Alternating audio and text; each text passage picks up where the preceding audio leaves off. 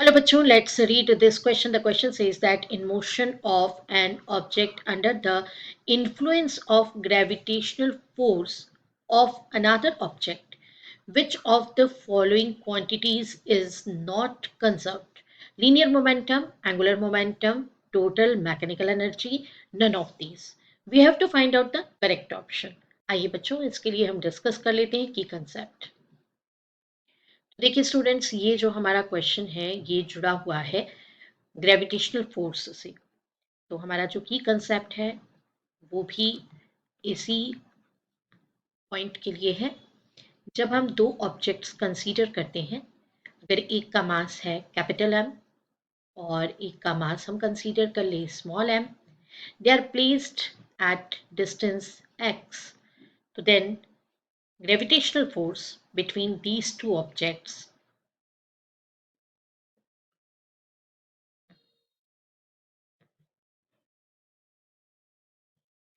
F is equals to capital G M M upon X square. Right here, capital G is equals to universal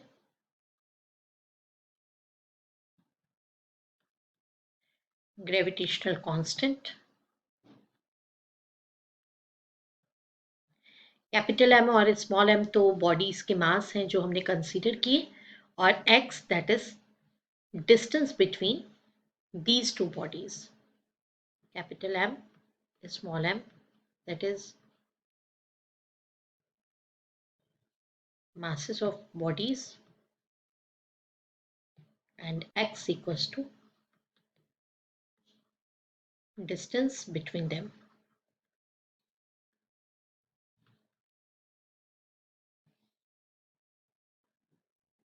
तो आइए बच्चों अब हम देख लेते हैं सॉल्यूशन।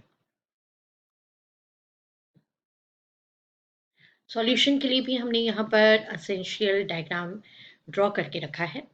देखिए ये बॉडी है कैपिटल मास एम के लिए, ये एक और सेकेंड बॉडी है स्मॉल एम के लिए, और इनके बीच में जो प्रीवियस डिस्टेंस है दैट इज एक्स, और आफ्टर सम टाइम ये बॉडी जो है, बॉडी वन जो है वो बॉडी टू को सिंस अट्रैक्ट करेगी, तो ये बॉडी टू ट्रैवल कर रहा है इस तरफ, तो ये इनके बीच का डिस्टेंस कितना हो गया, आफ्टर सम टाइम इनके बीच का डिस्टेंस हो गया x dash.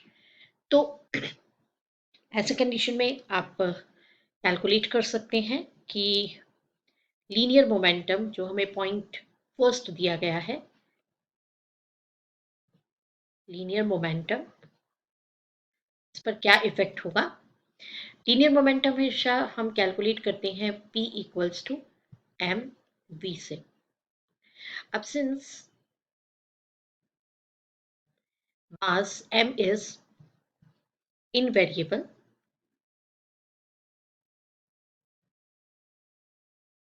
under the action of force, mass तो बदलेगा नहीं, वो कांस्टेंट ही होगा, तो invariable under the action of force. But यहाँ पर जब डिस्टेंस चेंज होगा तो ऐसे कंडीशन में F dash, that is F तो हम प्रीवियस कंडीशन में ले रहे हैं कैपिटल एम, और स्मॉल एम जब एक्स डिस्टेंस पर होंगे तो उस कंडीशन में ले रहे हैं, तो एफ हम आपको बता चुके हैं कि एफ इज इक्वल्स टू हम कंसीडर करेंगे G M M upon X square. But जब आपने डिस्टेंस ये रिड्यूस हो गया तो एफ डैश कैलकुलेट करना है, वो होगा G M M upon X dash square. Since x dash is less than x, therefore f dash greater than f। तो वेलोसिटी क्या हो जाएगा, therefore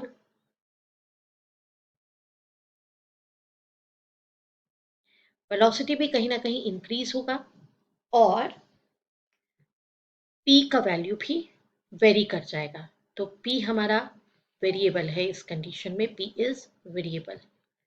now we proceed towards next. ये हमारा ऑप्शन ए जो हमने देखा वो था फर्स्ट में लीनियर मोमेंटम, कि वो वेरी कर जा रहा है, तो हम कह सकते हैं कि it is not conserved, p is not conserved. बात कर लेते हैं एंगुलर मोमेंटम की। तो जो हमारा सेकेंड वाला ऑप्शन है वो है एंगुलर मोमेंटम। एंगुलर मोमेंटम, इसको अगर हम देखें तो देखिए ये जो लाइन जा रहा है सेंटर से जो पास आउट हो रहा है, तो जब हमारा ये लाइन इधर आएगा तो उस कंडीशन में ये सेंटर टू सेंटर, इसके अक्रॉस अगर मैं टॉर्क कैलकुलेट करना चाहूँ तो टॉर्क क्या होता है, torque is equals to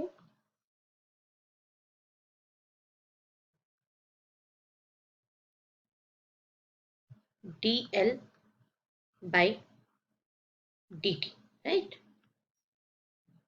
L क्या है यहाँ पर, तो एल है angular momentum and about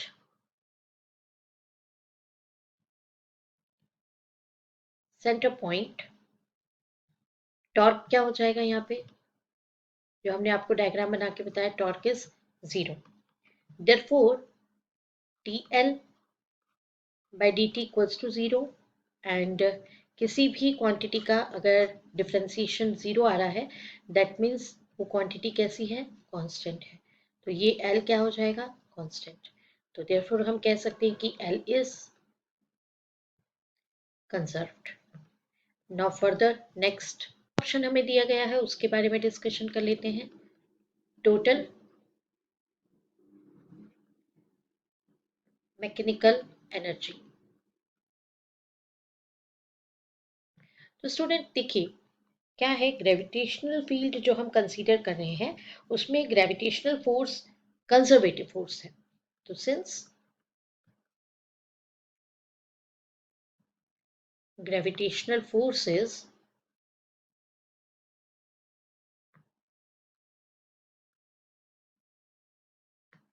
conservative force and therefore जो भी वर्क डन होगा वो पाथ पे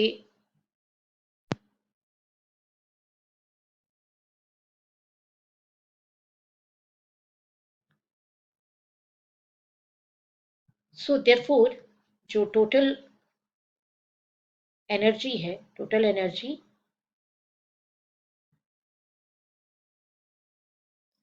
remains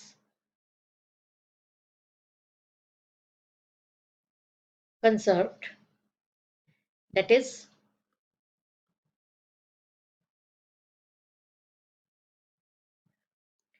mechanical energy is equals to conserved, right। तो चलिए देखते हैं कि हम किस ऑप्शन को करेक्ट ऑप्शन चूज कर सकते हैं और हमें इसमें क्या पूछा गया है। तो हमें पूछा गया है कि which of the following quantity is not conserved, जो कंजर्व्ड नहीं है।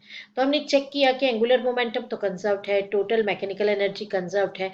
Option A linear momentum is not conserved. This is the right option. I hope you understood it well. Best of luck. Thank you.